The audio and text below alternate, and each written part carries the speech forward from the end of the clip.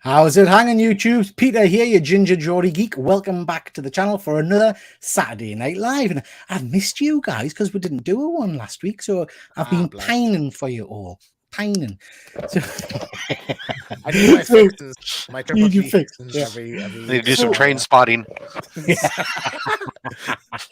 So as ever, I'm joined by some of my good buds from YouTube. We've got, first of all, James T. Keegan. How are you, sir?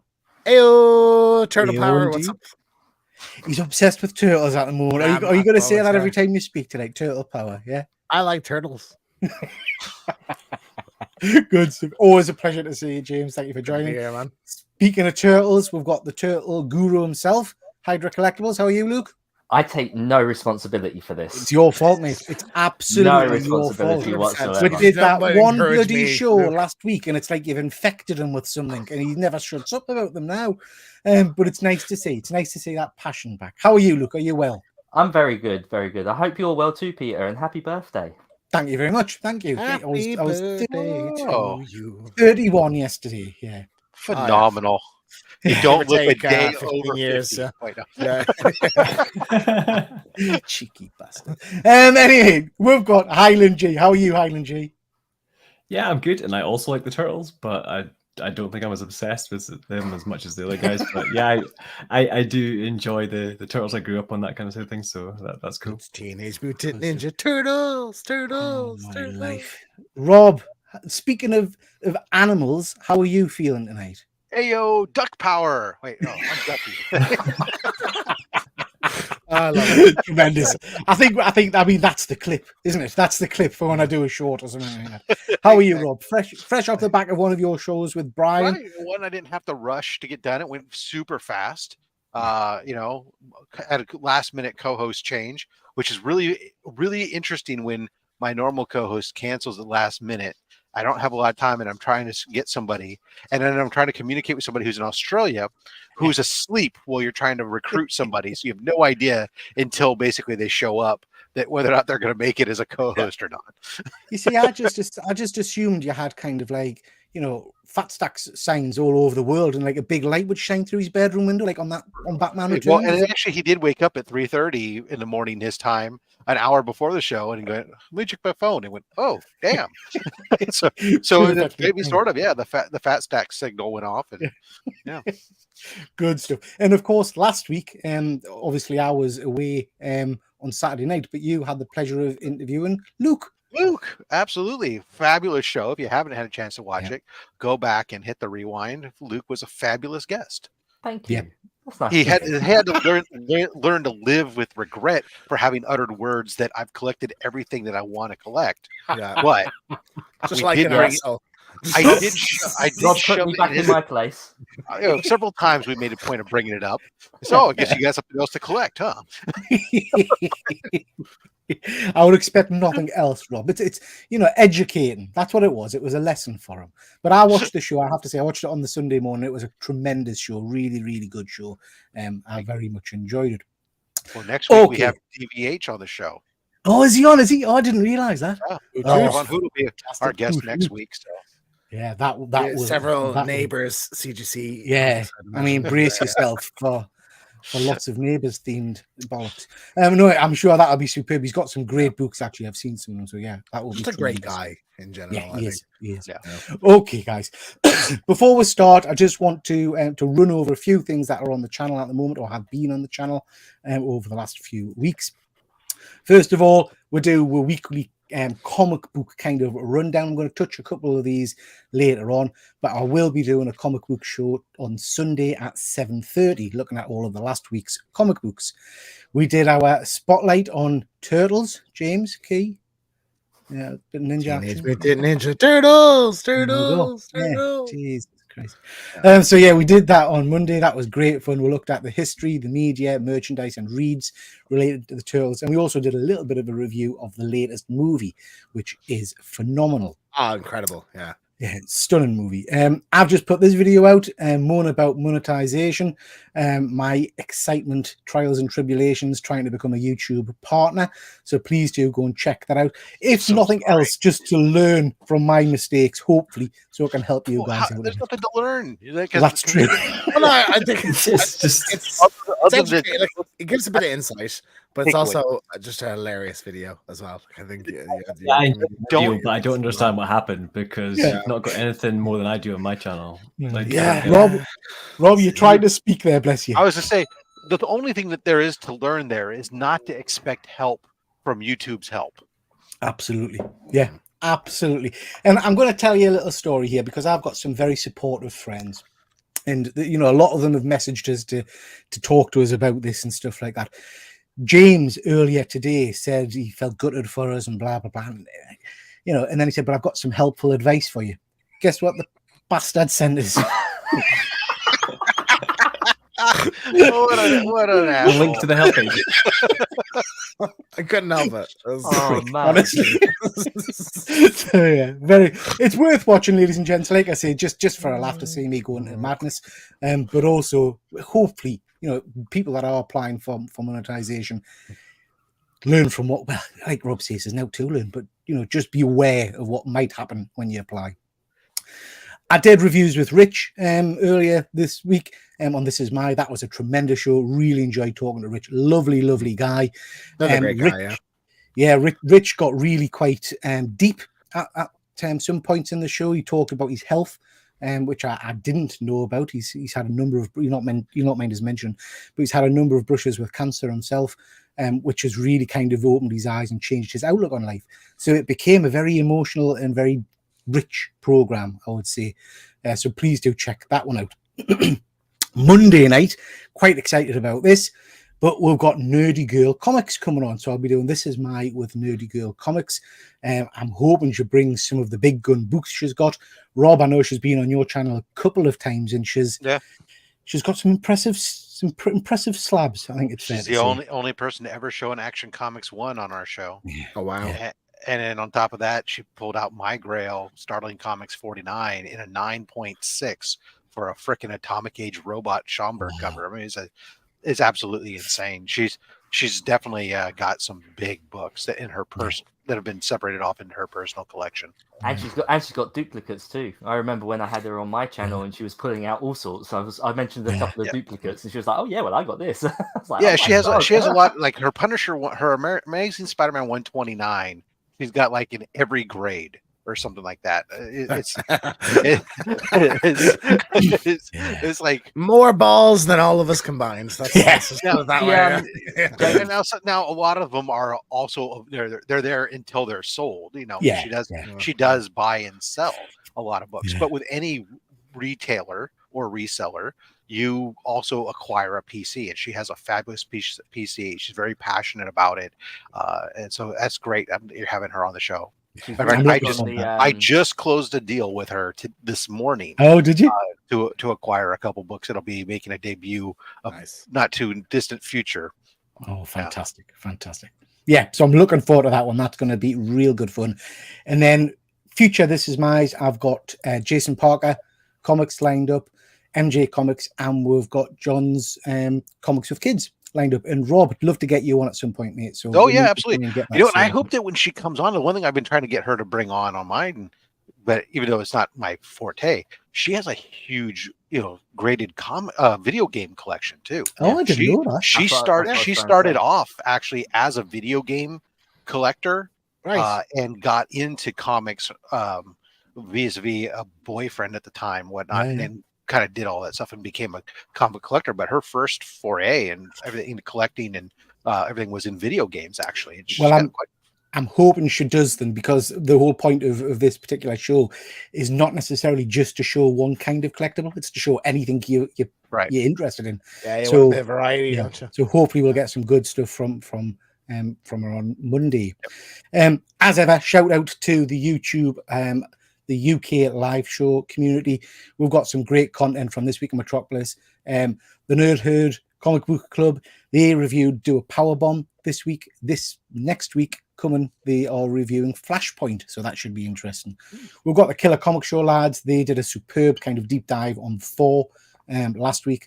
And we've got on Saturday nights, the Grey Man doing his tremendous Cover Slingers show. Okay, guys, just before we crack on, I'm just going to quickly jump to the chat, see who we've got in. excuse me, we have got good old StreamYard. Thank you Duck for Power. joining. Duck Power, exactly. We've got Dead Man. Always a pleasure to see you, my friend, and thank you very much. And we've got Jack. Always nice to see you, Jack. Good evening, Newport Comic Con was fun today. Ooh, you'll have to drop with some bits and bobs in the chat, Jack. I know you were going to that, so let one know. Did you pick up anything exciting? Did you pick up anything sexy at the Comic Con? We've got Keith Sixth Scale Padawan. Thank you very much for joining, my friend. Jack, you've created a monster, Luke. Yeah. It's not the He was first already- I've created. Yeah, I mean, he was already a monster. Mr. He's just now a Shockman over Turtles here. monster. Yeah. Yeah. And we've got Connie. Always a pleasure to see you, Connie. We've got good old Fuzzy. I am actually a turtle. Absolutely, Fuzzy. Well, yeah. And we've got Phil. Thank you very much for joining, Phil. Always a pleasure. We've got my pal Dave. Even gents won't be staying around long, but always catch up. Thank you very much, pal. Nice to see you, my friend. And we've got Sean. Thank you very much for joining, Sean. And we've got MJ Comics. Hope you are well. Nice to see you, mate. Nice to see you. Excuse me. Okay, guys. We've We've got got James on here at some point. yeah. He was going to He's come on a still little on. while ago. We were caught about work, but James can Yeah. come on anytime he wants. James has got the James or golden Mike, pass. yeah. Yeah, so James has got the golden pass. He can always come on. Pat Bear, there wasn't a lot of. Yeah, there wasn't a lot of comics at Newport Comic Con. What was I'm that? actually because it does me nuts in. So I've talked about this before. I'm doing a new series of videos called Moan About, which is kind of new to me because normally I'm quite upbeat. But I'm doing Moan About Comic Cons, which is going to be literally that. There's no mate. goddamn comics at this thing. Exactly. Yeah. Feckin' fudge. All I seem to buy at Comic Con is fudge. I mean, it's very nice fudge, but it's all I buy. You know, Well, Well, rum and raisin. we went to Liverpool last year, and that was the most comics I've seen at a convention like ever. Like MCM, this fuck all comics, and Dublin Comic Con, no comics. You know? Yeah. Irritated. no, it's Yeah. I mean, you guys in America are a little bit better. Some of your cons, I mean, the one you went to, Wheeling not and long dealing ago, in your Rob, that was a conventions. big you know? Comic-Con, Yeah. wasn't it? so there's different tiers, right? So there's the big cons, whether you're talking San Diego, whether you're talking, or even the fan expos, which are a tier down from that stuff. Those are your pop culture cons, I call them nowadays, right? Yeah. There are some comic vendors there. They're high priced because they're high cost to get booths, locations, and there's a lot of anime and other pop culture stuff permeating. Then you have there's a few cons, Planet Con, there's Baltimore Con, and then the really big one that we went to, which was awesome, was Heroes Con, where a bunch of us went to, and now we're all definitely going next time, where you had a convention floor that was 80 to 85% comic books or comic book creators. Yeah. So there was more booths than so many booths that in 3 days I was like, there's no way I'm flipping through boxes that I stuck to just walls. Yeah. And then you have the small local ones. And I got a small local one next week I'm going to, which is fabulous, where it will be a mix, but it's just like in a hotel ballroom. And and even though it's probably going to be like 60% comics, 40% pop culture stuff, that 60% comics is their local resellers and dealers, because they're inexpensive tables. And so you get better deals. You get a different variety of books that you get to see, and still 60% is still better than you get at these big pop culture cons. It seems. I know when I go to Fan Expo in San Francisco, there'll be probably 7 comic book vendors in the entire freaking hall. Yeah, so that's exactly what I talk about in this video I've recorded, which is basically that. Back when I started going to cons, it was in a musty old church hall kind of thing with, guys who are collectors, not necessarily businessmen, people who are collecting comics and then selling them in their spare time kind of thing, There's a con in Darlington, which is not too far from me, which is a local ran thing. So I'm hoping to go to that in a couple of weeks' time and see if that's any decent, any good. Rob, do the USA have big basketball sports conventions, cards and collectibles also? Yeah, big. There's basketball. Card and collectibles. It won't be specific to basketball, but card and collectible conventions, sports card collectibles conventions, toy conventions. There's just all kinds of stuff like that. There's a flavor for everybody, isn't there? Yeah. Guys, we've got 20 people watching. Thank you very much. Really do appreciate that. Please make sure you check out everybody on screen's channels: James T. Keegan, Hydra Collectibles, Rob Fatstacks, and Highland J. And please do, if you haven't subscribed already, give them a sub.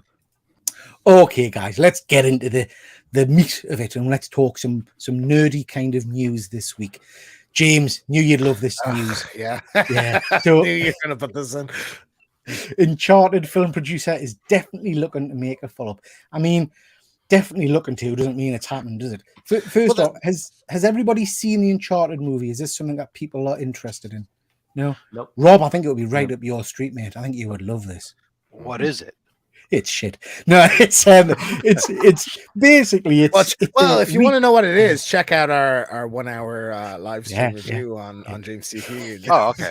It's basically a male. I'm going to summarize it for you, James. It's basically a male version of Lara Croft, which is a computer game.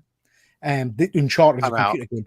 But that James is obsessed with. I thought the film was fun. I thought it was fun. I'll go rewatch Iron Sky instead. Oh, God, It's as just like a Indiana Jones esque like adventure movie. I think it's fine. As an Uncharted movie, it's insulting, to be honest. No, like I think the ending of the movie sets up like a sequel, and that sequel would be the first game. So I want a sequel because I want them to do better. Yeah. Not necessarily meaning the sequel will be better, but I think there's interesting places you can go. I'm excited for certain characters that could appear in follow-up. So I would like a sequel. So I'm not like against that idea. I mean, for me, James, I have to be honest. If I was to take away the whole Uncharted franchise from it, I'm a big fan, and I think Luke is as well. I'm a big fan of your old school adventure romp, National Treasures, those kind of action Indiana Jones type movies. Exactly. Yeah. And I would be happy with this just continuing on that kind of theme, Yep. I mean, that's ultimately what it all comes down to. I mean, Tomb Raider was based on Indiana Jones. They just made it female, and then Uncharted was then based on Tomb Raider, and they made it back to male. So we're just back to Indiana Jones. Like it's just a young Indiana Jones. Oh, Indiana Jones and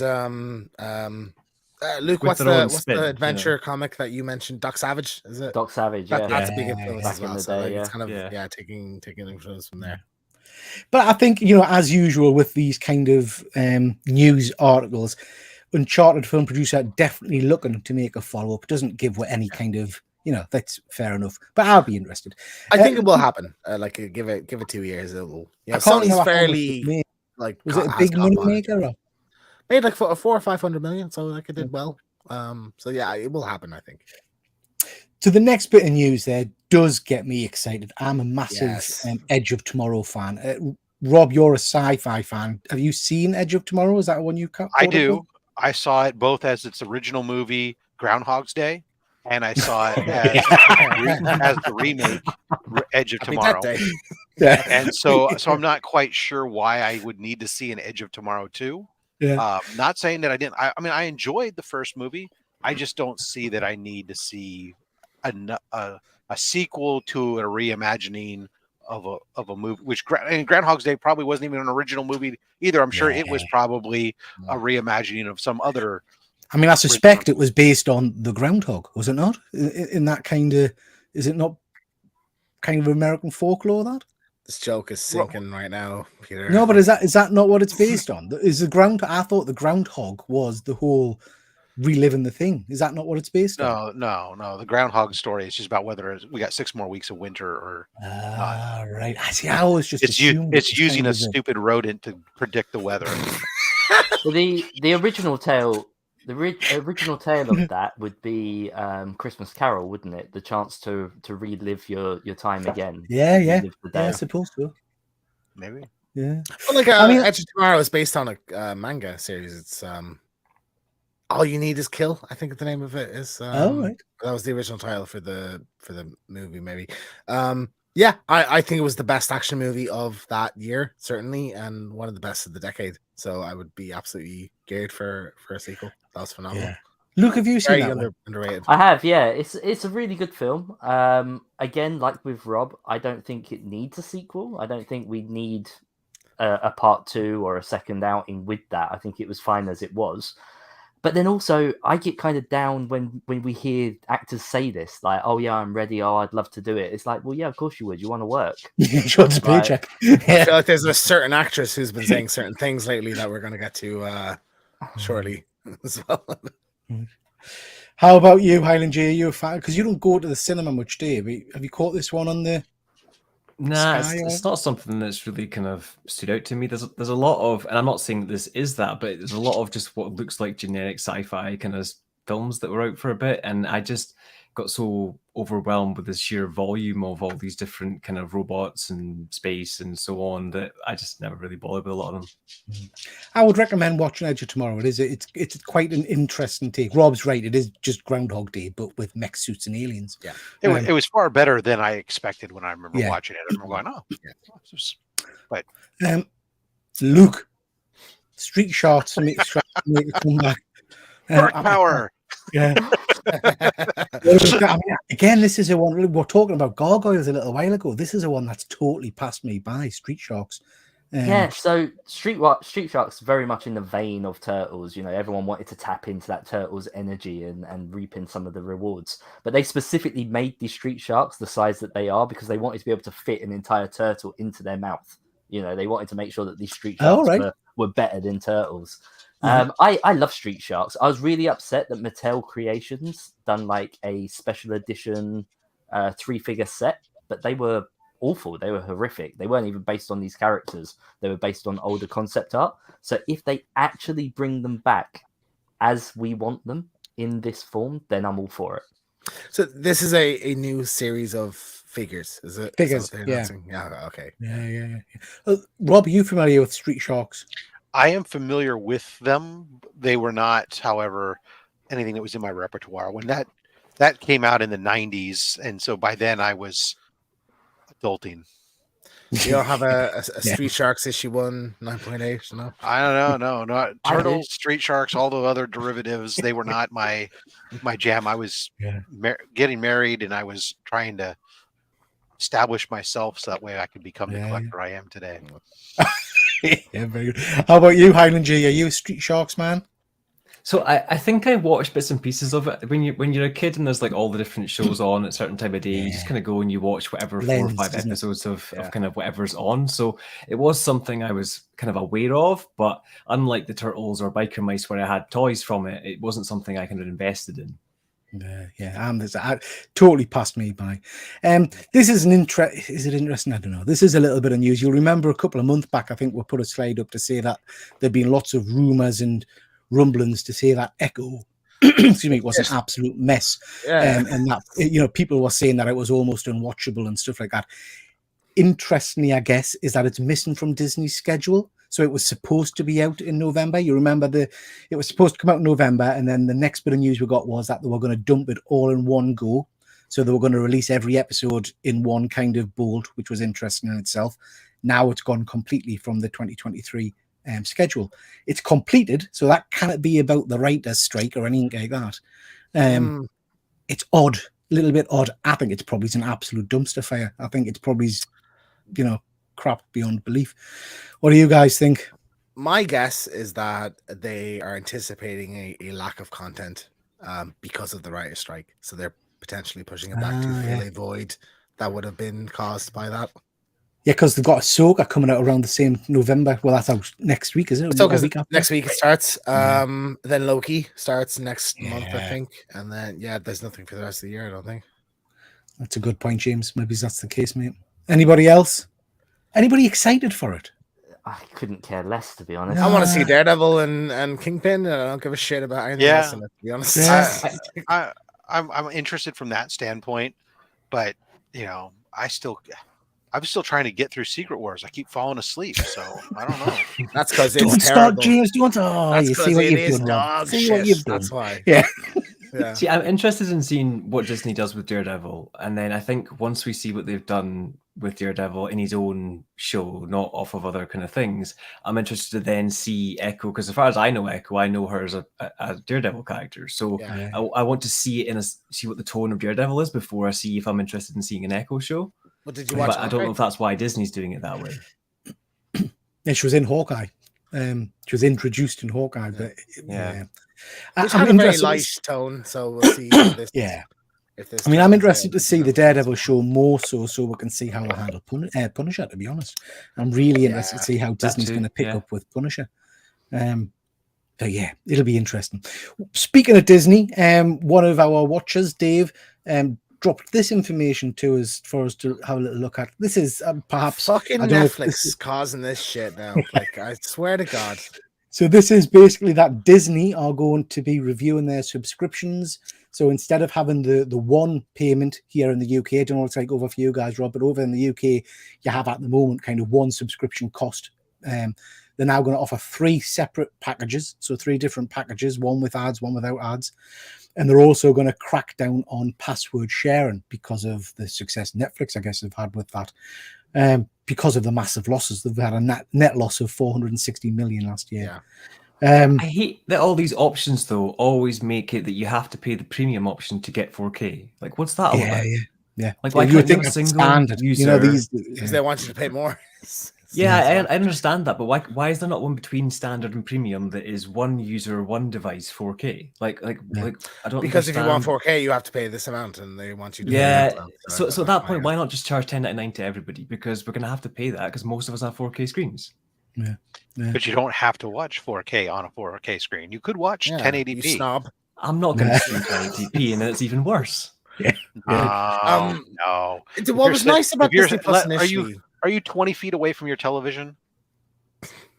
I don't. Okay, count be feet, converted. so- watch Are it you on my 18? phone, so are I you don't know. are you 9 meters away from your television? Nah, maybe 6. Yeah. See, so you can't see the resolution difference. 4K minus.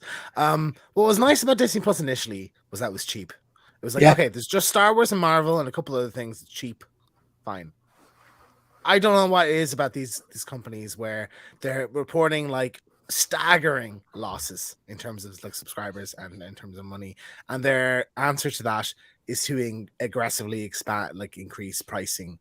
Yeah. I don't know if this is going to work. I think Netflix has shown that you can be a dick basically and still keep subscribers. So we'll see if this might pan out and people will pay more and they'll make that money back. We'll see. I think a lot of this is leading, and I'm not blaming it, but like it is leading off the back of the payment model for the creators is going to have to change, because up until now we've all discussed, like when a show is showing on normal regular television, they've got that one showing time and they're paying for that one showing.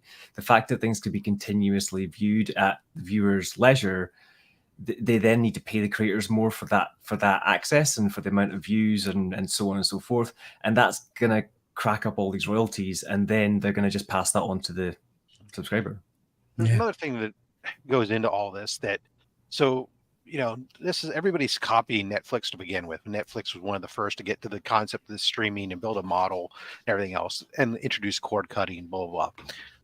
Now, then everybody started deciding to do their own. They've all pulled it was easy for Netflix back in the day because they were the only source to be able to get content out that way. So they had a huge funnel to take in content. Now that's been dried up as everybody started creating their own service, trying to get a piece of that pie, pulling out their content away. So now Netflix has to build their own content. Disney has to build their own content. These guys are now not just distributors of content, but they're also creators of content. Content creation costs money. And in addition to content acquisition. So there's a lot of expense that goes into this. And unlike a normal the old day distribution, cable distribution, where you were collecting, you were getting money. If I was a channel, say like, I don't know, TNT or BBC or whatever, I had content that I paid for content on my show. But then when I sold my distribution rights to the satellite companies and to the cable companies, everything else, and that's how I got the money that way, aggregate, and got bundles and stuff. That stuff all goes away. These guys have to be everything. So they introduced loss leading prices initially, gained membership. Now they're having to realize that if they're going to sustain this, they have to be able to bring in a certain amount of revenue. And we're going to get to a reckoning where people are going to get to a point where, I can't have 12 different streaming services at $12 a month. And I'm still paying for my cable, which I was supposed to be getting rid of with this whole damn thing because I have to have internet. So now it costs you more than the cable company. I mean, I pay for my cable internet, and I can get cable TV for $5 more a month. Yeah. And I get a whole bunch of channels. So why don't I start to think about going back now? It's only for this exclusive content. So it's no longer about you as a consumer saving money. It's about wanting access to their exclusive content. Yeah. Pay for that. I think The library's also constantly growing, so they're having to host more and more content. And for content to stream well, they have to host that locally as well. So Yep. they have to put more and more boxes out and more tech in various places, which cost them money to maintain, build, buy. It's really interesting, isn't it? Because I think you're absolutely right. I think we've got obviously the UK terrestrial channels, but we've got Disney, we've got Amazon, we've got I think Apple as well, we've got Netflix, all of them, and it's all because each of those channels has, say, one program that I'm interested in watching. Do you know what I mean? So it's The Boys, or it's Stranger Things, or it's try to rotate. I've got a couple that are like, okay, I watch you for now. I turn you off. Now I put my money on this channel. And of course, you don't want to watch commercials. And that was the thing that went away, was all the commercial. At least in America, a lot of television was subsidized via commercials.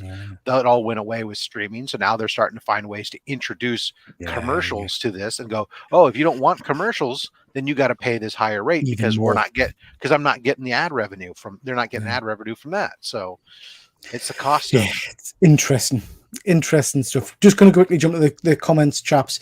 Pad Bear here is just saying the only thing Disney will do to Daredevil is ruin it. I hope not, mate. Potentially. I really hope not. That would really be a kick, wouldn't it, for them? I really hope it mess up Daredevil. Jack from the con, he got Mr. Miracle number 1 and 2, very nice, and Batman 189, very nice. Nice. You rated the £1 bins. Good stuff, mate. We've got Empire Strikes. Thank you very much for joining, my friend. I hope you're well. Fuzzy, we get it. Disney's bad. Absolutely. Absolutely.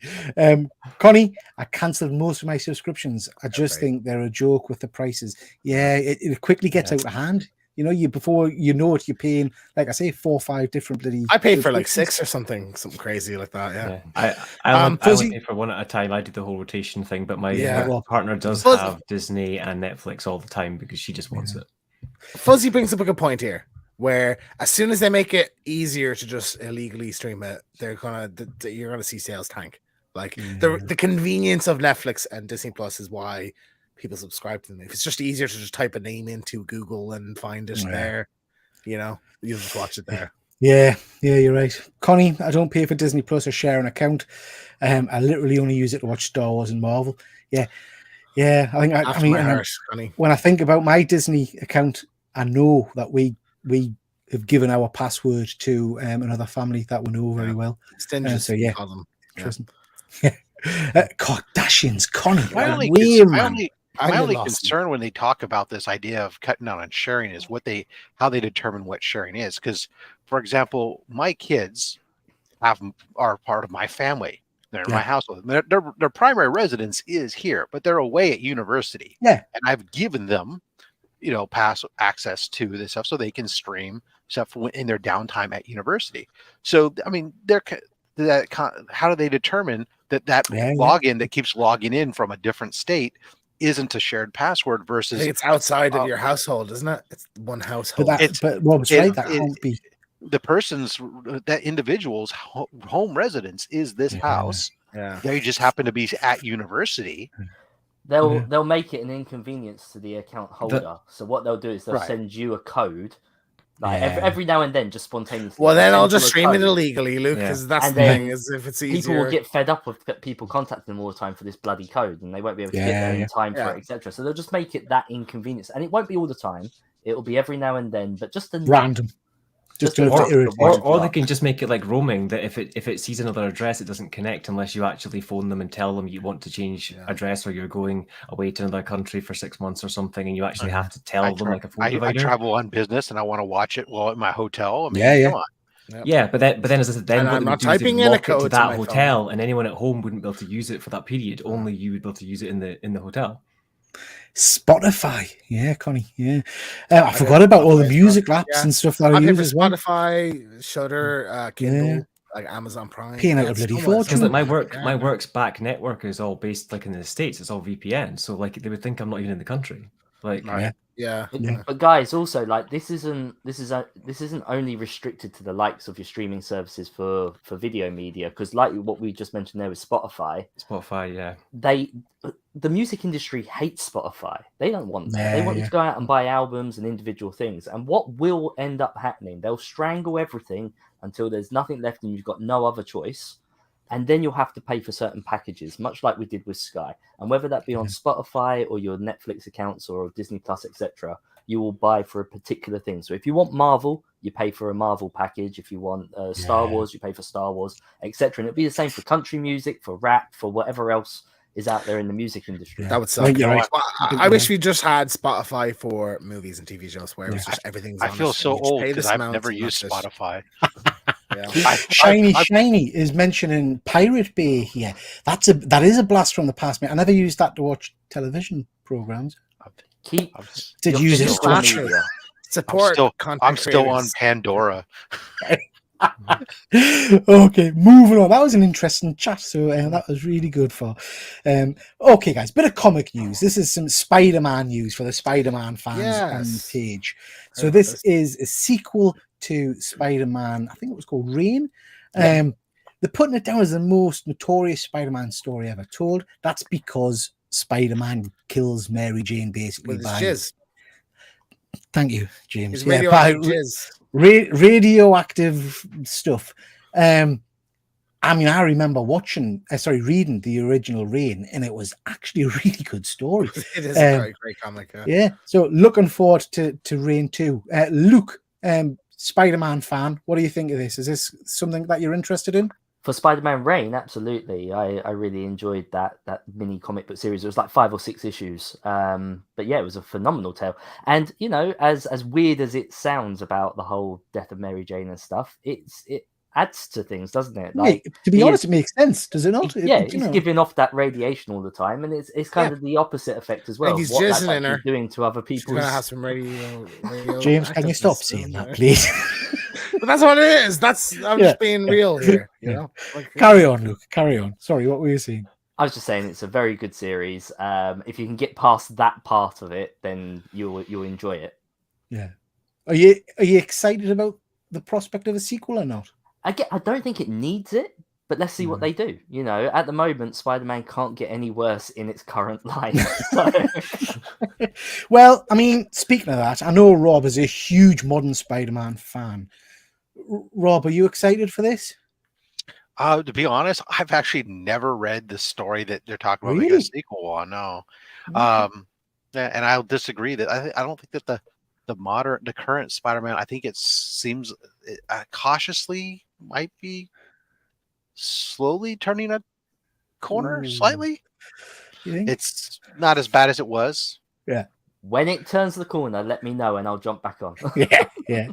Actually, Rob, I know you. Like I said, being serious, Rob, I know you are a big Spider-Man fan.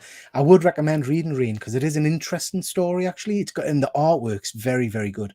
It was very much pitched as a Spider-Man Dark Knight kind of series set in the future. I don't know, the idea of Spider-Man killing Mary jizzes Jane just bugs Mary me. Jane to death. I love Yeah. Mary Jane so as a character, and so the concept of her dying bugs me. Yeah. Spiders, yeah. Fuzzy jumping in here. We had Super Serum now. Oh dear God. Lucky It's you're- not super. We're off the it's rails, lighter. guys. You need to put it back on the tracks here. Let's do it. And I wonder why I'm not monetized. Huh? That's me next Unfortunately, visit. according to YouTube, it's not because of content like this. That's true. Yeah, that is true. Yeah. Yeah, they need to add that to the guidance. No mention of talk jizz. radioactive Whatsoever. I've just mentioned this purely because I love that artwork. Actually, I remember reading the Cap Wolf storyline good few years back now, and it was cack. It was all right, but the actual artwork there looks stunning. So Marvel have announced a Cap Wolf and the Howling Commandos series. I'll probably pick that up because it just sounds stupid. And it sounds interesting enough to pique my interest. Anybody else? Interest anybody else?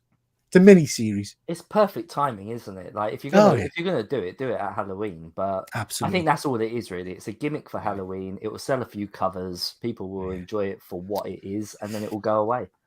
I'm kind of hoping that it's four issues, I think. I'm kind of hoping it's out of continuity so that it can be a no holds barred. Because from the images I've seen, it's Howling Commandos hunting down Capwolf. So I hope he gets, shot at the end. Or, do you know what I mean? I hope it's got consequences, as it were. But I think that's a stunning cover. I do quite like that. That's the one I'll probably pick up. Anybody else interested in that one? Right. No, not your cup of tea. We've got Shiny. So Pete gets bitten by a radioactive spider, becomes Spider-Man, but MJ gets, oh dear God, gets jizzed by a radioactive jizz and just dies. That is effectively Shiny. That is effectively what the story is. Basically. I mean, Fuzzy, I think that's probably your finest work. I think that's. I want to clap.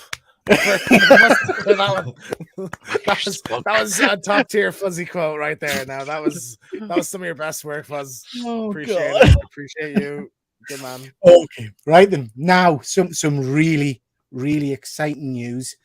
Gal Gadot. Yeah, but this is already old. Oh no, now it's cancelled. What?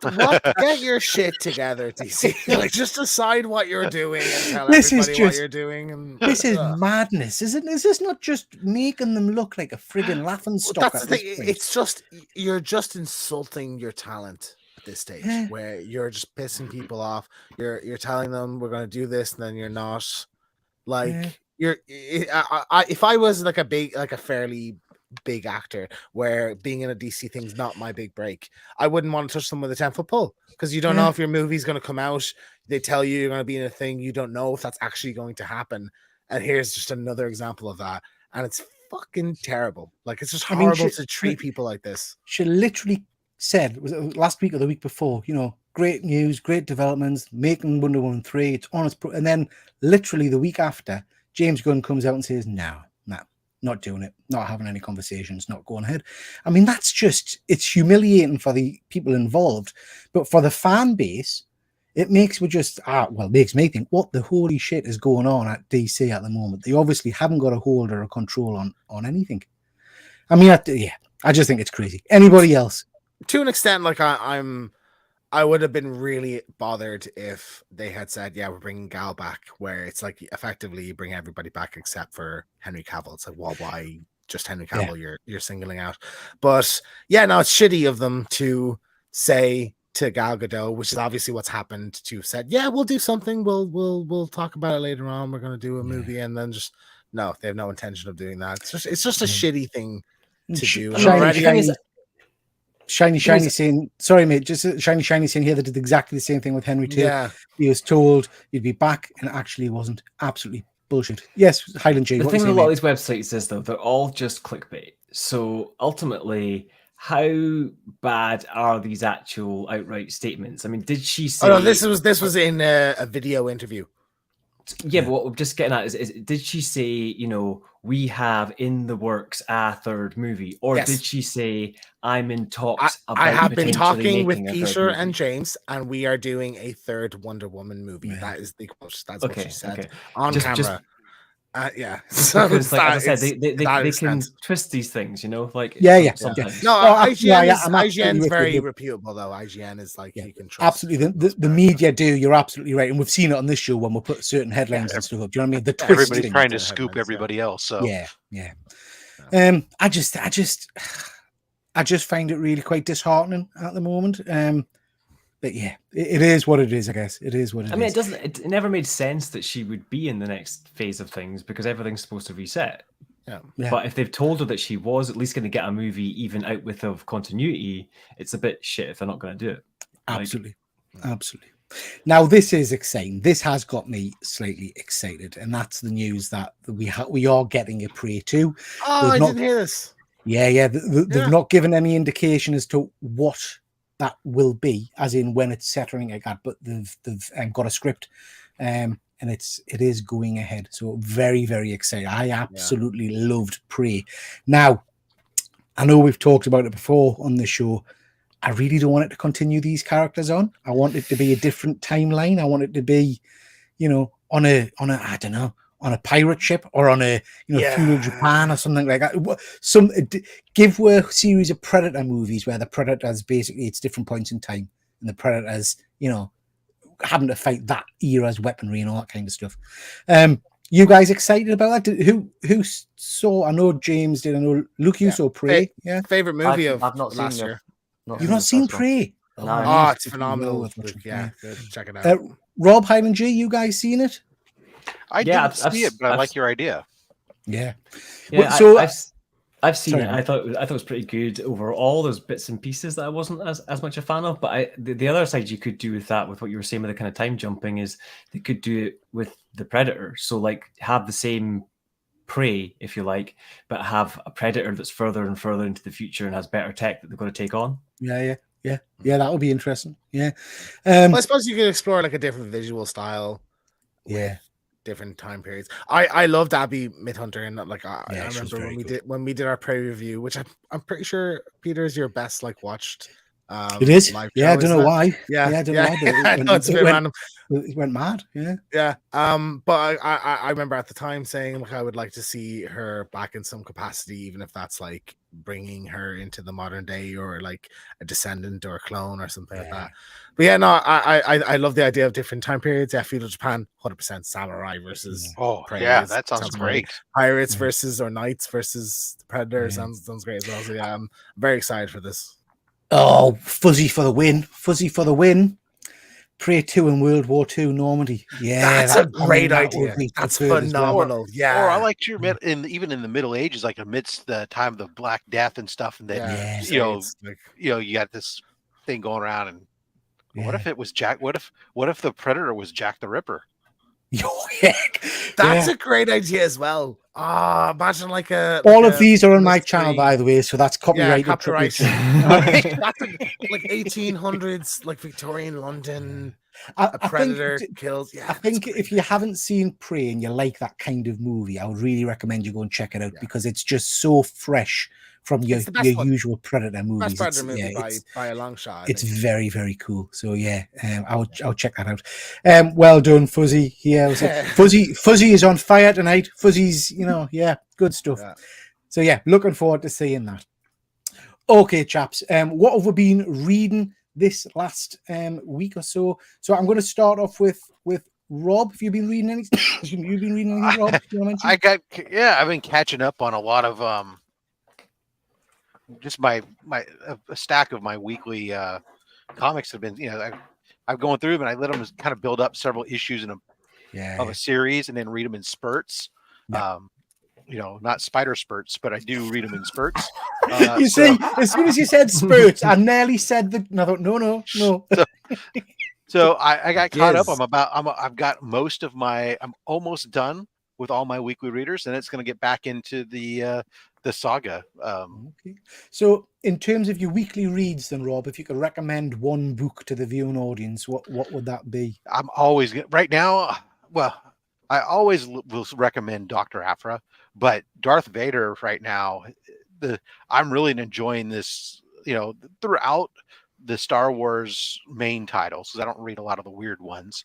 But they have this concept going on with the Forces in flux, and people are having different experiences with it. And this concept of Vader just being like uncontrollable, man. He tried to do one little thing, he blows a hole in the side of a Star Destroyer and stuff. Wow. So it's just like nth level craziness of force powers.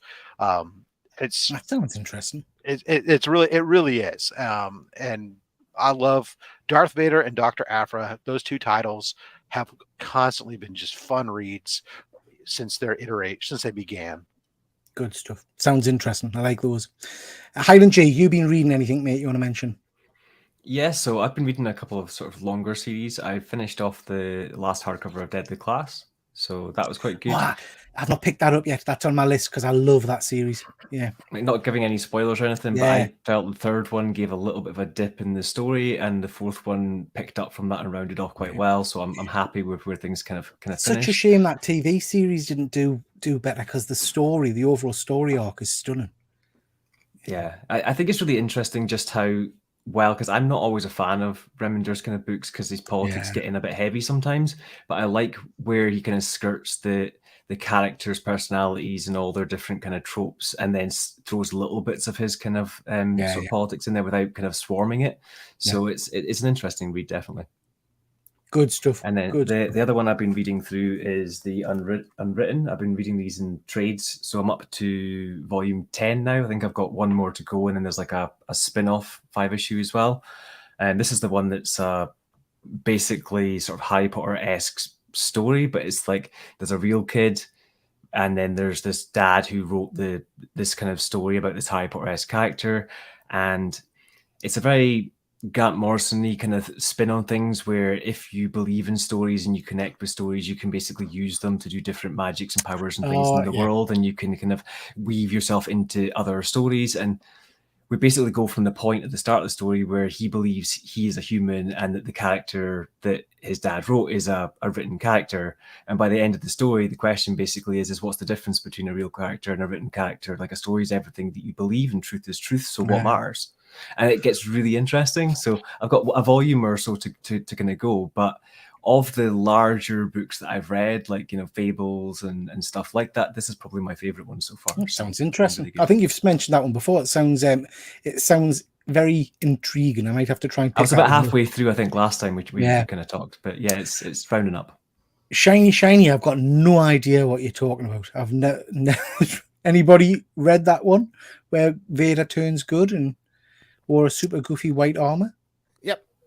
You've read that one, James, have you? I have seen that in a comic. I remember a while ago, so I don't remember what. It's not like I don't believe it's an in-canon one. It's like a what if. Like, I mean, it sounds like dog shit. I mean, that sounds awful. No, I think it's like a if Vader turned good kind of look. It's exactly what it would have been, Yeah, no, I don't know. Fuzzy just bought and signed Mike Mayhem Darth Vader cover. Very nice. It's red. Can't remember the issue number. Very Mike cool. Mayhem. Yeah. My favorite artist, Mike Mayhem. Kevin Eastman signed book. Very cool. Very, very cool. Nice. Luke, what have you been reading? So I went back to the 80s. I've been reading Gru the Wanderer, the old God, I haven't read barbarian. Gru for years. I like, I've just felt a need for it recently to go back to more childish books, if that makes sense, or like child-friendlier books, or at least books that I remember from when I was a child. But I'm really enjoying it. I'm only a few issues in. I've started right from the beginning again. But it's just light-hearted fun, and I love it. Yeah, I haven't read a Gru book for years. But yeah, I used to really enjoy those. James T. Keegan, you've been reading a bit of titles. I have. I've started back the Mirage Turtles. I've been reading that. I've finished the first volume of the Color Classics, so I'm reading it in color. It's weird. Gets very weird very quickly. I had, just from kind of what Kevin Eastman has said about like the various interpretations of Turtles, I had figured that the original run of Turtles was quite serious. Like, aside from the Turtles and Splinter, it was going to be like crime fighting and criminals, gangsters, and stuff like that. This fucking time travel, and like it turns into Star Wars with like basically where they're in a cantina and there's like dinosaur aliens and shit. And you name them. They're Triceratons. Is Treat it? them with respect. There's like a one shot where Mikey saves Christmas. Like, it's it is interesting. I feel reading as you go, where you see the kind of elements of Turtles as we see them now developing, where like the first one is very simple, and then here's a bit of their personality, and here's a bit of the humor coming in, and I think that's really interesting, but like not as like gritty and dark and serious as I was expecting. But I will say, really great read. Like, I'm really enjoying it. I think it's really fun. Some really cool elements I wasn't expecting in it as well. So I started reading these after we show the other day. It's probably the same as you, James, after we were talking Turtles, and it wasn't as gritty as I was expecting, I have to say. But you talk about the, dare I say it without upsetting Luke, the silliness of it. And I'd heard about this scene before, but I've never seen it on the page. The scene where Splinter is literally a rat, and he's watching his master, and he starts as a rat, not as a mutant rat, as a rat. He starts practicing karate and emulating karate. Absurd. I will say I do love I'd never seen this. Like, I don't think any of the adaptations take this version of like a Shredder's origin, where it's his Splinter killed, like Splinter's master, or the master of Splinter killed his brother because he bet like a woman. Like, I found that like a really interesting origin, like, and sort of morally grey as well. Like, I quite like that as well. So I mean, I have to say the because I enjoyed it before Luke has a breakdown. I did enjoy it. I thought it was a very good story. But for me, it doesn't paint the Turtles in a good light. So basically, Master Splinter has this big issue, as James has just described. He's kind of shift off. I'm going to send America. them to kill you. And then he says, "Well, I'll tell you what, the strangers in the way of ninjutsu and whatnot. Now, for fairness, I'm going to send my 4 mutant turtles to kill this one." It's kind of like a bit. It is morally. Yeah, he's their hit squad. Like, that's he's a scumbag. Can I take this opportunity? It's a shameless plug. Yes, you can. To plug my own channel where I made a video about this very subject. Is Master Splinter the true villain of Turtles? Yeah. Go check it out. I just want to say I've never read Turtles, but seeing this panel on the screen, this is a whole new light to me. I mean, to see. I sense his body quivering with tense energy, waiting to be triggered into savage slashing release. I think you had no idea. I think I really liked the art style and the pacing of the first issue. And again, I've never seen it in the original comic, so I've never seen the panel.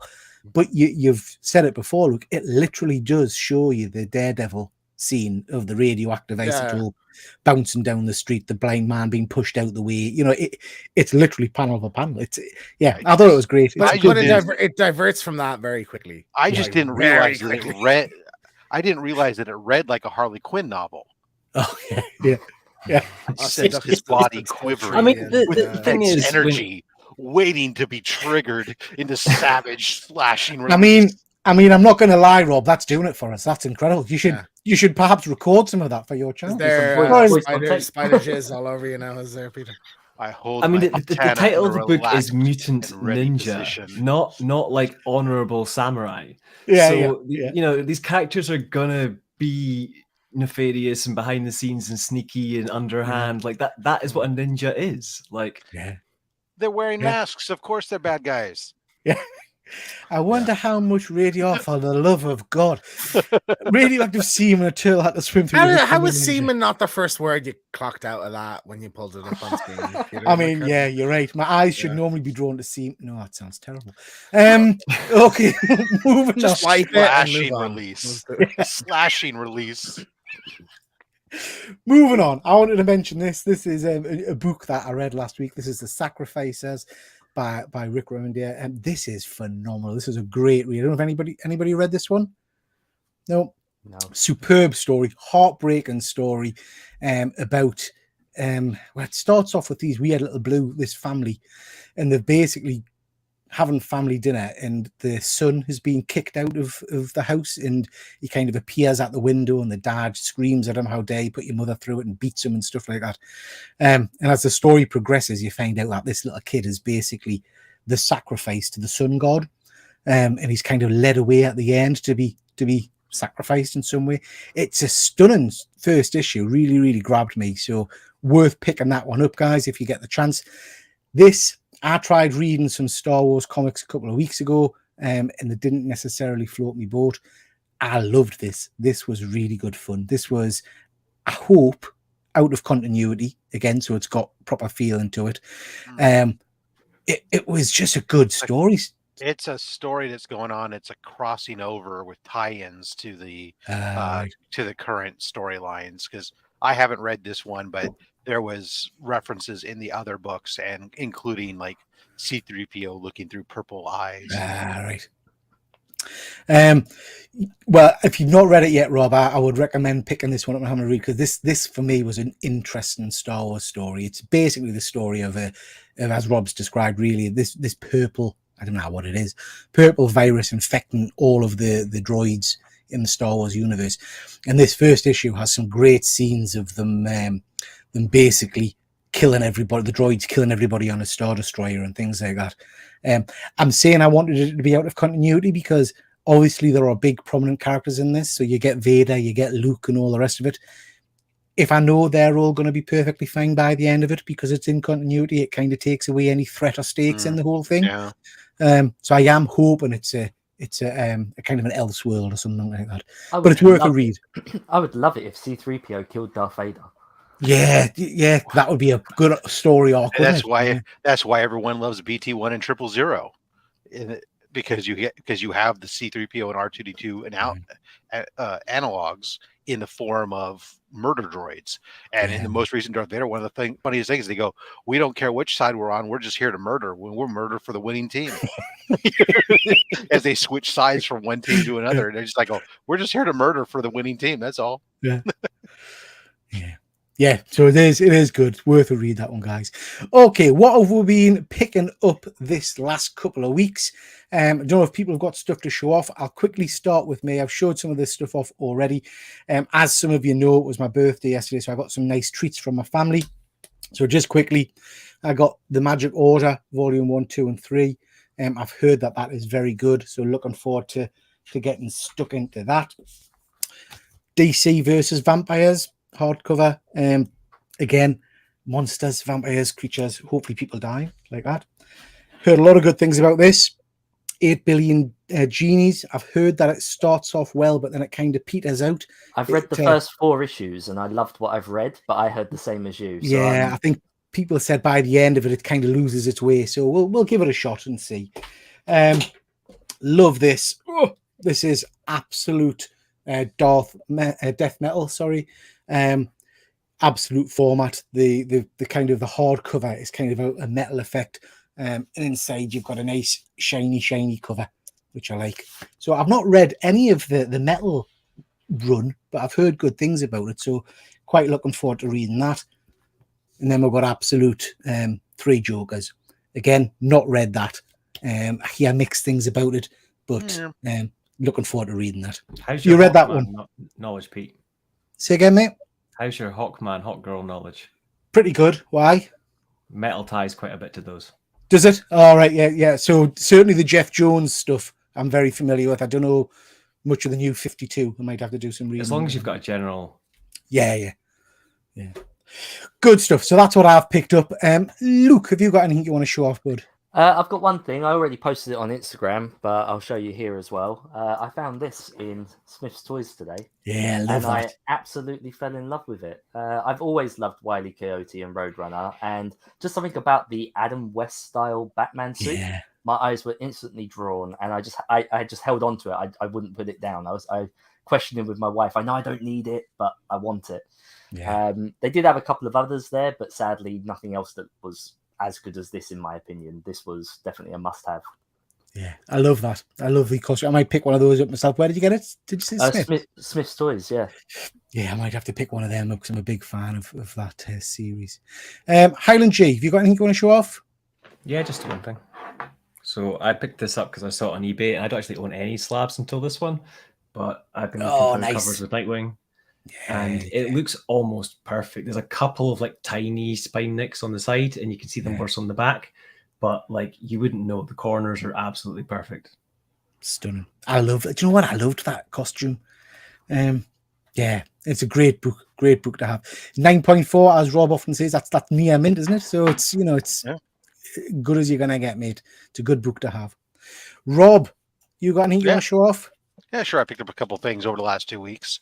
2 weeks arriving in the collection. On DVH's recommendation, I had to go pick up a copy of Omega Man 3. It was only like $130-something for a 9.6. So first appearance of Lobo, yeah? Yeah, first appearance of Lobo.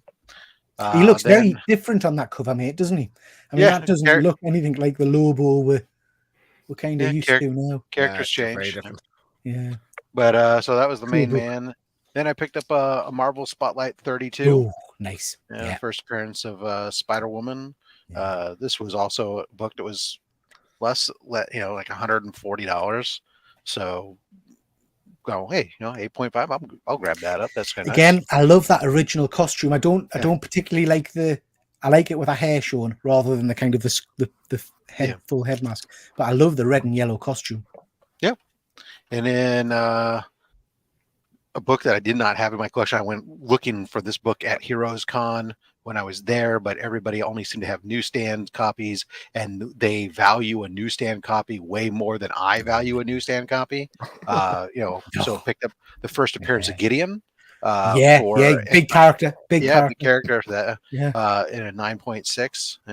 That was important. And that's one of those rare covers that actually has feet on it, I believe. Exactly. Big spec on Gideon, and it doesn't. Yeah, see, that's a great Gideon, fabulous standing there, and of course, don't forget Copycat. Lovely book. And then I also picked up a book that's a little bit more timely in the news of what kind of things are doing. First appearance of Galactus, first full appearance of Galactus, and first cover appearance of Galactus, first cover appearance of the Silver Surfer, second Silver Surfer here with Fantastic 449. So I had that in a 6.5, and I sold it to buy all my YouTube equipment. So what I heard is you don't have a copy of this. I don't have a copy. Was it worth it, Luke?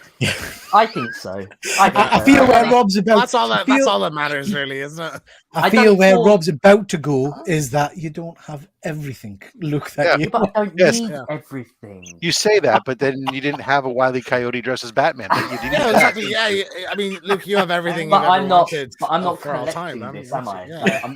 Is it? Are you going to get rid of it? Are you reselling it? You're going to get put it on a shelf next week. Sure. Are you going to put it on a shelf and display it? Because if you're going to put it on a shelf and display it, it sounds like you collected it. I have no leg to He's not an American. I have no leg to stand on that. Good stuff.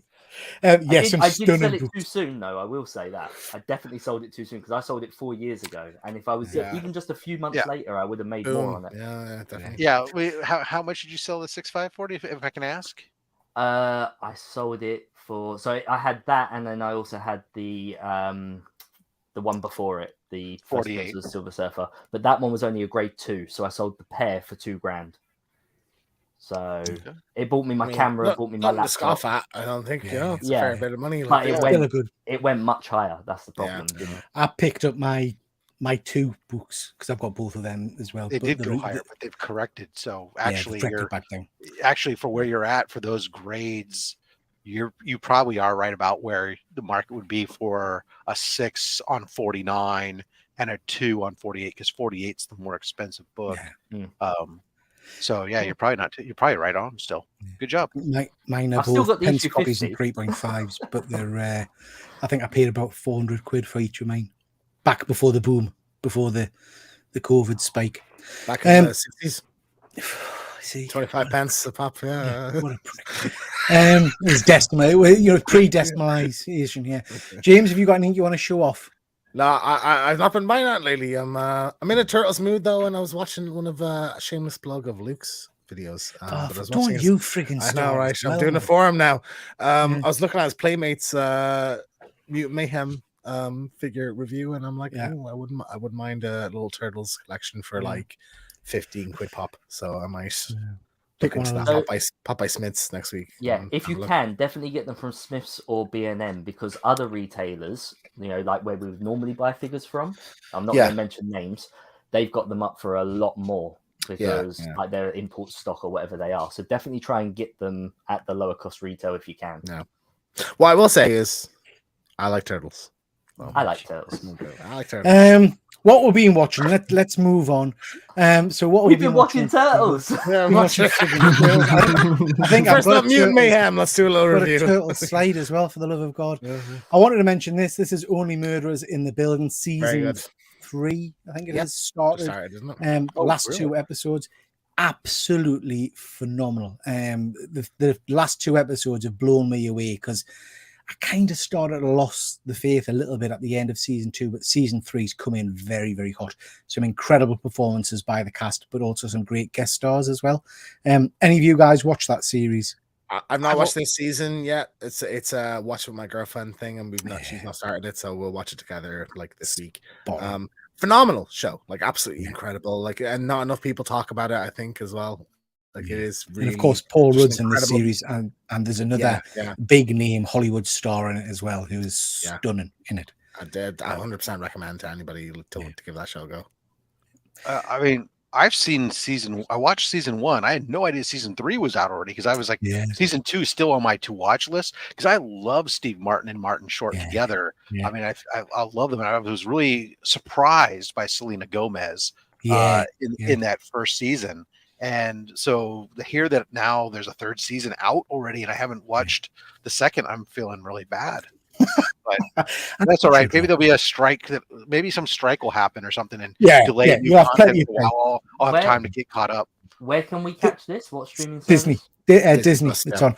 The one thing I was saying this to my wife watching this the other day, and I don't know if it's just me. In America, it's Hulu for those of you Americans that are watching right now. I don't know if it's just me or not, but Steve Martin looks like Steve Martin has looked for all of his life. Do you know? No, I disagree. He's gotten old. He's not got old in terms of his actual age. You look a bit like Steve Martin. That's it. Oh, I'll take that. I mean, he's a canny age as Steve Martin, but he's makeup does wonderful things. Yeah. I'm not sure if he's gone under the knife as such, but I would say Martin Short looks like he did in Santa Claus 3. You know, like he looks the same. Yeah. Just love him. He's Santa amazing. Claus 3 is so bad. Yeah. Martin Short's best role, but has got to be Frank in Father of the Bride. I love that performance. Such a great I think it's just that Steve Martin's had white hair for so long. Forever. Yeah. I mean, he went silver young, and so he's always had it. So it really helps him to make it look like he hasn't aged. Is that what you're doing, Peter? That's what I'm doing. Go You're on fire, Rob, this is a bit of a blast from the past. Where I know. This come I don't from? know. Somehow, the other day, I was going on YouTube, and a bunch of like little clips from the show were popping up in my feed, and I was watching it. And I remember watching this back in the day when it was first came out, and I enjoyed it, despite the fact as much people gave it some hate. I mean, I really liked the latter seasons better when it became more of an ongoing thing, but I liked the show, and so all of a sudden I decided, you know what? I said I'm gonna rewatch this, and so I'm almost done with season 1, rewatching it, and I'm still enjoying it. I'm enjoying how much it actually holds up pretty well in some of the shots and what they did with it. And I was shocked, and I always remember them putting this weird romance thing with T'Pol and Trip, but it was really surprising to me when I was going back and rewatching it how early that started with like the first 2 episodes, like right off the bat. There's like all of a sudden, now she's getting half naked to get gel rubbed over her. Well, this is what's going on. I was like, oh wow, I don't remember that happening that early in the series. But I mean, I remember that Connie's just literally mentioned it there. I remember, the toxicity of nerd culture, but I remember the hate this show got purely because it dared have a theme tune rather than the kind of the traditional Star Trek music. It had that kind of upbeat music. I just what does the Star Trek theme sound like? I can't even think of it on the top of my head. It was a song. Oh, here we go. But what's great about this was that the series, this is before all the Prime Directive and before everything else, and so they're it's the cowboy Wild West of space frontiers for these humans, and they just do so many things wrong as they stumble over themselves because they don't know any better and don't want to listen. And that this captain isn't a great captain in reality because he's flawed and he's got an ego and he won't let go of his ego. But it's because he's hoping the next leap will take him home. That's right. Yeah, that's right. He's just there biding his time, isn't he? But I will tell you, it also didn't take much more than I think the 6th episode before he started making out with an alien. So go humans. Connie's just saying my mum and dad watched this religiously, so it was one of those nostalgic shows I used to watch while we all ate dinner. I remember watching this again at home. It's stunning. So I'm enjoying it. What a pack of nerds. What did you say there, James? What a pack of nerds. Oh, dare you. This is proper sci-fi, man. This is proper on the wild frontier. This is If you had this on, James would be sitting on his phone. Yeah. He would. Two movies I went to see: The Meg 2, The Trench. Great, phenomenal. I heard. Jesus, what a pile of shit. I mean, I don't know what I was Wait a second. expecting. mate. You mean it wasn't a masterpiece of cinema? But do you know what? So I'd told my wife that me and my son would go and see this because we saw the first one. Okay. So she booked tickets for it. And then the day we were going, my son Thomas was like totally shocked. He goes, "What?" He goes, "Well, we're going to see the Meg." He goes, "I'm not going to see it." He says, "Well, why not?" He goes, "Have you seen the trailers, Dad? It's utter shit." I was like, "Well, we've bought tickets," but he flat refused. So I ended up going with my wife to see it, who was absolutely devastated. It's Couldn't get a refund, no. It's just crap. I mean, it really was just awful. Oppenheimer, on the other hand, I really enjoyed. It made us realize how much I don't understand and know about American politics and history of what happened at the time in enough depth to follow some of the courtroom and the Senate hearings and all that kind of stuff. I kind of missed bits of that, but overall, really enjoyable story. It was some superb performances. Anybody? I'm presuming nobody here has seen Meg 2. Anybody seen Oppenheimer? I know, James, you've seen Oppenheimer. Yeah, I really want to go see it because I want to see it on a big screen. Look, I don't think you need to. At the same time, I think waiting for the IMAX DVD is so much easier. Yeah. Look, I mean, me and James will disagree on this, and I know we talked a little while ago about the fact that Mission Impossible is being taken off IMAX and stuff like that because of this film. I honestly don't think you need to see this at the cinema. Some of the it's not even the explosion. Some of the kind of the background scenes and stuff of the explosion at the start of the movie are pretty spectacular, and the noise is spectacular. But it's literally a movie of talking heads, people in a court, people having wandering around. You don't need that as a cinema experience. Yeah. I feel like I want to sit with a cup of tea and watch it rather than that might be the way to go.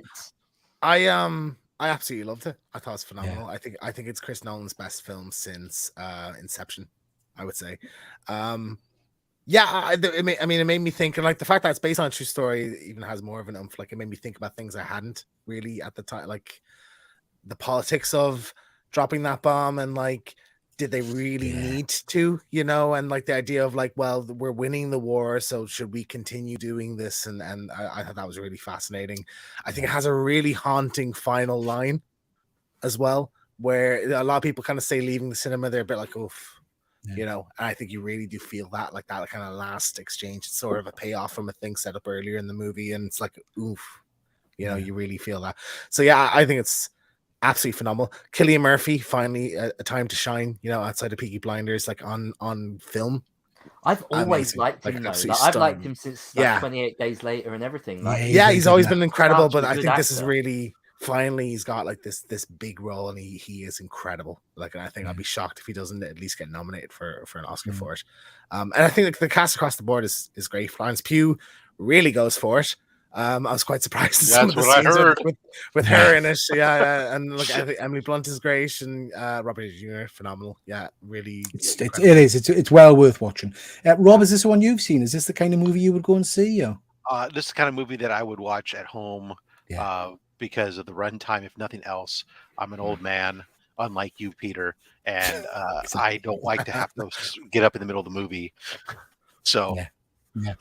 No, I think that's very fair, Rob, because it is. I think it's about 3 and a bit hours long or something like that. It's not anything that I can't watch at home. It's like I got a big screen. I have a very big home theater system. I can get all that just fine at home. Yeah. I was surprised, mind, after we'd kind of had all of the discussion about the moving of it from Mission Impossible to replace this and all the rest of it. I don't know why, but I was expecting big screen special effects and stuff like that. And you do get some very artistic shots of explosion and stuff like that. But it certainly wasn't an effects-heavy movie to warrant that, I don't think. Well, I think so. Like Chris Nolan films in IMAX, the entire movie is IMAX. It's not just a few sequences in the film, so that's why it has like a priority for IMAX.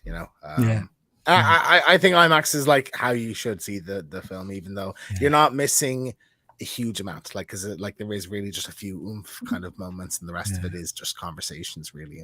The only problem I have with movies like this sometimes is that it always makes us feel slightly stupid when I come out, because there's so much, there's so much that I don't know. Do you know what I mean? And this, I mean, like I say, I didn't realize the guy was persecuted so much, and I mean, At least it's not as like confusing as Tenet is. Like Tenet, I gave up on Tenet. Yeah. Whereas this one is like, I don't know what you're saying, but I kind of get. Like, there's a few moments. My main one critique really of the movie would be, it's hard sometimes to place where a certain scene takes place. Like I was confused at the opening, whereas like, is this before or after the war or what? Yeah, it jumps around a lot, doesn't it? Yeah, it jumps around. That's my only real complaint about it. But I think the rest of it is like, it's fairly straightforward in terms, like, it's more of an emotional process that the characters. Definitely worth a view, isn't it? Yeah. Fuzzy's right. IMAX sponsor him, so it's not all it's doing. They wanted it on the screens. Yeah, you're absolutely right, Fuzzy. You're absolutely right. Let's just skip over a good film. I like turtles. Yeah, James likes turtles. Luke likes turtles. Hounds G likes turtles. Rob likes turtles. No. How dare you? Tremendous. Yeah, this is a cracking movie, guys. We've talked about this a lot. We've done a review show. Please do check that out. Great movie, great family movie. I would argue, as I think I've said before, better than Across the Spider-Verse, in my humble opinion. And undoubtedly the best Turtles movie there is. Like, definitely. And it looks like that. Nah, I still like the 1990s one. Yeah, well, you're exactly, wrong. Rob. Yeah. You may like it, but it's not as good. Rob makes. To be fair, it's so nostalgic for me, because I genuinely do believe that I've watched that film more than any other film I've ever seen. Yeah. From being childhood to adulthood, now I'm watching it with my kids repeatedly. Maybe it is all nostalgia. Like I have to. I feel like I'm coming into Turtles completely objectively, because I have no nostalgia for it at all, and I think this is like undoubtedly, it's not even close, like the best Turtles film by far. Connie, I actually find the turtles a bit unsettling. Like 6-foot turtles, no thanks. I'm giving Five Nights at Freddy energy.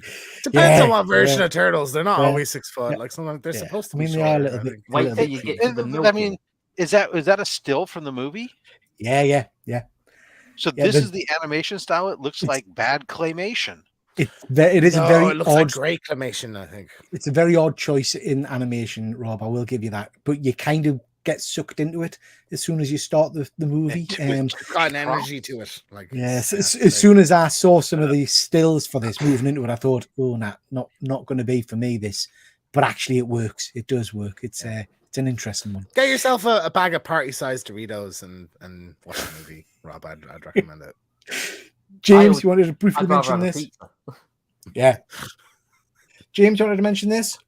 Yeah, so the last Teenage Mutant Ninja Turtles: The Last Ronin, so it's the video game based on the Last Ronin comic, has been officially unveiled. It had a trailer yesterday. It doesn't show any gameplay. It's just sort of a tone piece. Is it really a trailer? No, it's a teaser. It's a teaser. It's like there's 4 candles, and here's a candle. As time goes on, each candle gets blown out until there's one left. So it's like a kind of a tone piece. But some details, like, one, it's nice that it's like, here it is, it's official. Like, we're doing this, and we have some details on the developer. So it is the team that did the Destroy All Humans remake games, and I think the exciting thing about that is that those are open world games. So I'm like, it seems like this might be an open world game. I think that'd be really cool, like a futuristic New York kind of take on it. I hope they don't rush it. Like, take your time, do it properly, give it. I mean, I heard that they didn't want to do a movie or something that would then have to compete against other things. So doing a video game is where they decided to set all this. So if that's the case, and this is the only Last Ronin additional content we're going to have outside the comic books, do it right, because there'll be people like me who just want that story. We want to see it play out. I reckon we're going to get cinematically movie.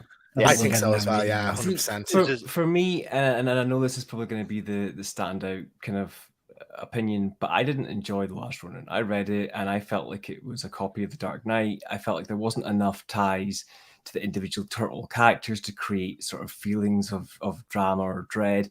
To make Mikey into this dark character, you need to have some moments that have really changed his personality, and I just didn't get that. What they're now doing with the comics spinning out of that is filling in all that back matter, but we need all that back matter there before they turned the whole thing into a game or a So I movie, think- because But that's the without thing, we back might get matter, that in the story game. doesn't They stand might- for me. They might make some tweaks that it kind of like fleshes it out a bit more. And I think certainly I can imagine if there's like flashbacks to certain characters. Because I didn't know they were going back and doing the back matter, and when I read the hardcover, I immediately returned it because Yeah. I felt this was just a copycat story and it wasn't very well done. I do agree with Personal what you're opinion. saying, Highland. I do agree, but I would have preferred not getting the bits where it went backwards, because I feel like that leaving that to your own mind. If you've read the older Mirage stuff, if you've read Turtles, you know how happy everyone was, particularly Mikey. And then seeing this, your mind fills in the gaps, and you don't need that spelled out for you. So I'm someone who hasn't read those other tales, so I just read Last Ronin for what it was with my previous Turtle knowledge.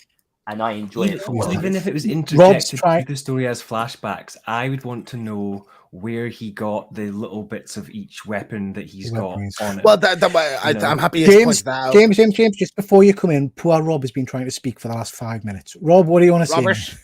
I was just going to say, or you could get none of this because it could be just like Star Wars 1313 or Firefly Online or any other games where we've seen trailers and guarantee that they were coming and then they never get released. I don't think so. I think this is going to come out. Like 1313 is a particular scenario because Disney bought Lucasfilm, and that's why that got cancelled. It's a solid team. THQ Nordic, solid company, so I think like it's likely to happen. But I'm happy you mentioned like the whole how he gets each weapon. Say that just suits a game so much. Like you have a flashback where you play as a certain character, like Leonardo. But for James, you've example, not read with the book, have swords. you? Have you? No, read I've not read the yet? book, but everything I've heard about it sounds like it suits it perfectly. Like even the idea of like he has all of the weapons, so you swap between the weapons in the game. That just suits the game so much. Like rather than having to I swap think between it fits a turtles game. and Just everything. take your time, let the comics finish, and make sure you can include it all. Yes. That's Well, just my- I think they'll do the first game, but like they might not even follow it that closely. Like I'd imagine they'll throw some extra characters in there. You need boss fights. I don't know how many enemies there is in the comics, so like they'll throw a few extra. I'd imagine we'll get a Bebop and Rocksteady probably in there somewhere. I don't think. But they I'm will, very are they? excited for it. Are they in last? Ronin? Not I in can't the remember. comic, but I would say they'll be in the game. Yeah. Like I'd imagine they'll throw a few Easter eggs like that in it. Like, Okay, guys, interesting to see it come out. I am with you a little bit, Highland G. I found the first issue of Last Ronin quite hard work, to be honest. But I did warm to it near the end. But yeah, it'll be interesting. I'm looking forward to the game. I Am Groot season 2. Don't know if any of you guys spotted the little mini kind of trailers for this. It looks fun, looks cute. Haven't I watched enjoyed the first last season. stuff. Have you not? Dead easy No. watch, Luke. They're only like a couple of minutes per episode. or yeah, something, 'cause- literally like 90 seconds a minute. yeah. Anyone else feel sort of like we had Guardians 3? Do we need this? This came totally left field. I wasn't expecting Yeah. this at all. But I enjoyed the first season, so I'm fine. Do you know what I mean? It's not something I'm going to rush out and watch. But Yeah. at first, I thought the first season was pretty good. It's So, yeah. This is merchandising gonna for drive- kids, isn't it? That's all. This is going to drive millions of new subscriptions. Yeah. This is what your price hikes bought you. eh? A bit more. This is good. worth every penny now. Yeah, absolutely. Yeah. In fact, I'm going I to thought you go said back and Disney delete cock that for a second there. negativity we gave Disney before, because obviously now we know this is coming. And then Why in does, typical why does this Disney, picture of Ah. Groot though remind me so much of like the mask, the wooden mask from the original, the Jim Carrey mask, Yeah, the the Jim Loki Carrey mask. mask. Yeah, the Yeah. Loki mask. Yeah. I'm just going to briefly touch on this. This is out now on Peacock, I want to say. I haven't watched any of it yet. I don't know, James, have you caught any of it yet? No, I'm gonna binge it all tomorrow. I literally Yeah. have like time set aside to because it's only like 25 to 30 minutes an episode, and there's 9 episodes Yeah. or something. So I'll binge it out. Oh, I in didn't 4 realize it was only hours. 30 minutes. Anybody Yeah. else watched it yet? I don't even know what it is. Twisted Metal. Twisted Metal. So it's based on a Sony property. It's like PS goes back to the PS1 days. This character Sweet Tooth. Now a clip had come out of this, It was crap. Peter, and it looked awful, It was like awful. horrifically Awful. bad. Yeah. But the show is apparently great. Like 8 and 9 out of 10, kind of across. See, the I'm board. not. I have to say, I watched Not that convinced. clip that you sent with, and I'm not convinced because the clip Yeah. was No, absolutely apparently, like awful. I can imagine, like in context of the show, it working. Yeah. But I'm very excited. Like Twisted Metal fan, I'm in a few Twisted Metal fan groups. Everybody seems to love it. So I'm Twisted quite, Metal fan groups. Wow. I am actually, yeah. I'm a PlayStation guy, man. I gotta. network, etc. Okay, chaps. Thank you very much. I think that's we've come to the end of our little slides there. If I can just thank everybody for your input tonight. It's been another interesting show. Massive thank you to everybody in the chat. It's been great. And we'll quickly whip around and see what people have got coming up on their own channels. Rob, what's happening in your world? Well, as usual, I'll do Monday mail call, open up 2 more big books. Then Thursday, I got a CGC unboxing that's going to happen. And then Saturday, we'll be back to Only Slabs with, again, Dr. Von Hoot. That will be the guest on Only Slabs. Hoot hoot. So there, Hoot, hoot. 7:30 British summertime. Yeah, correct. That'll be superb. I'm sure you will have a good laugh with Dr. Von Hoot. He's always a great gent to talk to. James T. Keegan, what have you got coming up on your channel? Yeah, well, I have my Venom kind of theory, Spider-Man 2 theory video up on my channel now. So if anyone is, I said a few, not several, because you make it sound bad. I mean a couple, like 1 or 2. So I did a video kind of my theorizing who I think Venom is in the new Spider-Man game. So that's up on my channel now. And then I am kind of playing around with an idea for a Turtles video for my channel, which Really? potentially. Ooh. So we'll I didn't realize you Turtles. I like turtles. Yeah. There we go. Good stuff. Look forward to seeing that one, mate. Luke, what have we got coming up on Hydra Collectibles? Yeah, so I've just recently put out a video about physical media and why I think it's still important to keep and to own. It seems to be doing really well, so I'm going to follow that up with another video to do with cult classics. So that will be coming out next week. Good stuff. Good stuff. Lots of interesting stuff on your channel, mate. Highland G, how about yourself? Yeah, so I'm just getting back into a sort of routine again. So I'm starting to bring out videos every Sunday. Last week's was on the Sonic IDW collection hardcover 3, I believe. And tomorrow's one will be the Lady Death Omnibus, the big Kickstarter one. Spot on. Excellent. Good stuff, mate.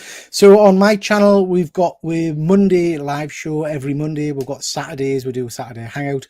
And we've got comic show on a Sunday and my toy show. We've also got some videos coming out once a week. Got a 1/6 scale figure coming out every week and a comic video coming out every week.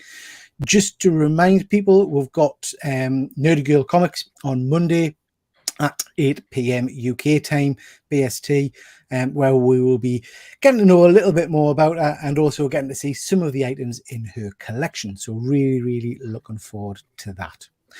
Okay, that's your whack. Thank you very much, everybody. Really do appreciate everybody stopping by tonight and supporting. Thank you so much to everybody that's been in the chat. You guys have been great as usual. And thank you as ever to my panel. Love spending time with you guys and having a bit of a natter and a chat about all things nerdy. So really do appreciate you stopping by. And with that, we'll call it a night. Thanks very much, everybody. And we'll catch you next time. Bye.